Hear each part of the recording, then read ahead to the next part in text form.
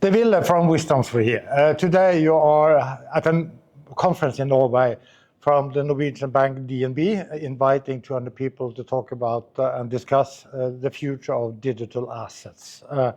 And you are a supplier in this industry. And if we start with the meeting between traditional investors and the crypto space, why should a traditional investor have any type of interest in the digital space? Thank you very much for this question. It's a great point for every single investor to understand. Digital assets are no longer new and they are no longer small. As of now, digital assets have total market cap of over $4 trillion US. And once a traditional investor makes a small allocation to, for example, Bitcoin within their multi-asset portfolio, they improve the risk-return profile of that portfolio. So for the asset class that has been with us for over 15 years and has been operating as designed, that needs to be recognized by the investors by making small allocations. You are often talking that look at the numbers, look at analytics, because this is still an area where people have different political views and emotions. So why should you look at the numbers? It's because at the moment, if you take a look at the market caps of all listed instruments that are easily accessible to investors, digital assets represent 1.7% of total investable market cap. So for an investor who is not holding crypto because they don't believe in it or because they are afraid of bad PR or because of political views, they're making an active decision to underweight this asset class. And I always say that people get paid for making active decisions, but once one wants to make an active decision, they need to run proper analysis.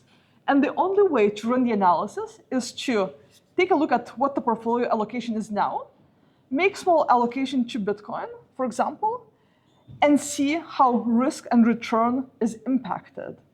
And I like highlighting that Bitcoin is very volatile.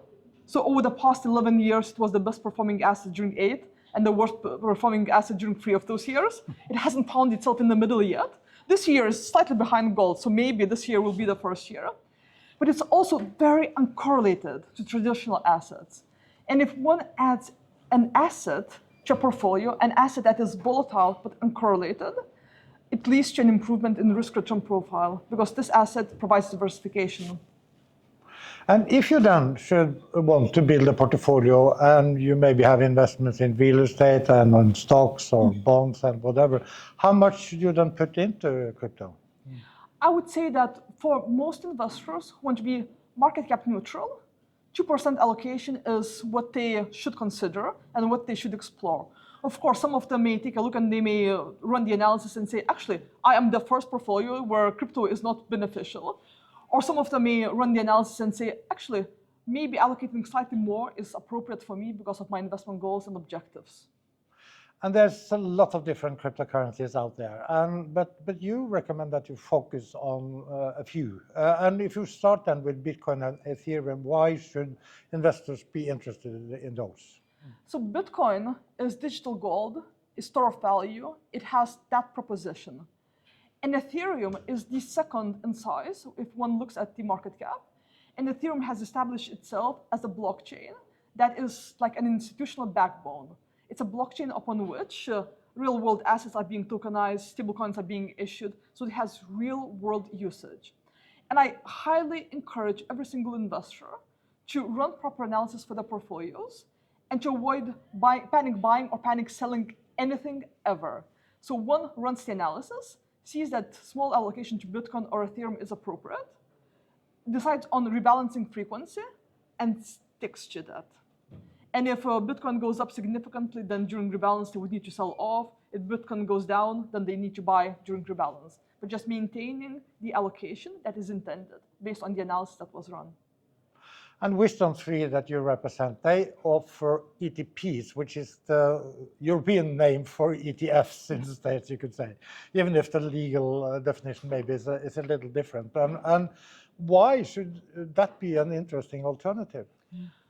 I love talking about this because for most investors, including me, remembering passcodes, managing wallets, not getting hacked is a very, very hard task. I would not trust myself making direct Bitcoin investment and being able to maintain it for many years.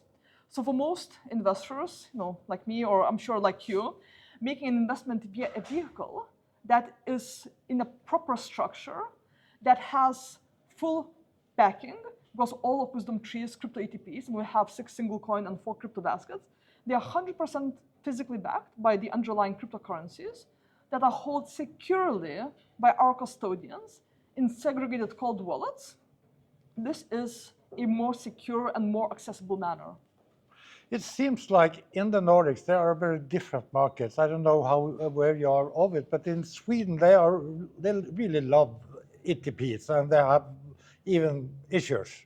In Norway there are 5% or something of the people that invest in crypto that has an ETP.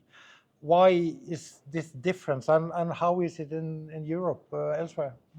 So here in the Nordics, I'm sure it's because people who wanted to have crypto exposure, for them the only option for the past number of years was getting that exposure via direct investment.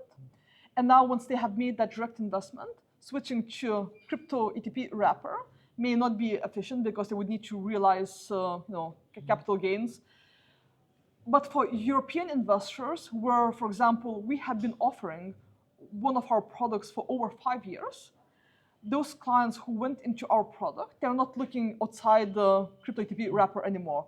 They would not consider direct investment because direct investment is very hard to monitor and manage. So imagine that you are an institution who already has multiple ETF and ETP investments across various asset classes such as equities, fixed income, commodities.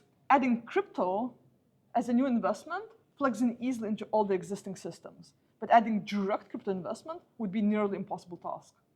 But could it be possible to say that some investors like one way of investing and someone likes other types of doing it? Or should you think of both the native crypto and ETPs, for instance? Today's event was a good place to see that a number of investors want direct crypto investment because they want to be able to trade 24/7. For instance. So if you invest into crypto ETP, you will only be able to trade when European exchanges are open. For me, that's not a limitation, and especially since I say you should never panic buy or panic sell anything, so it more or less implies that you should not be trading at night. Please run the proper analysis and rebalance during working hours, and make those rebalance decisions with a cool head and on predetermined schedule. But of course, there are individuals, and I'm sure institutions, who want to have this flexibility, who want to have access to their investments on 24/7 basis, and in that case, direct investment is the way forward. Okay, thank you very much then. Thank you, pleasure talking to you.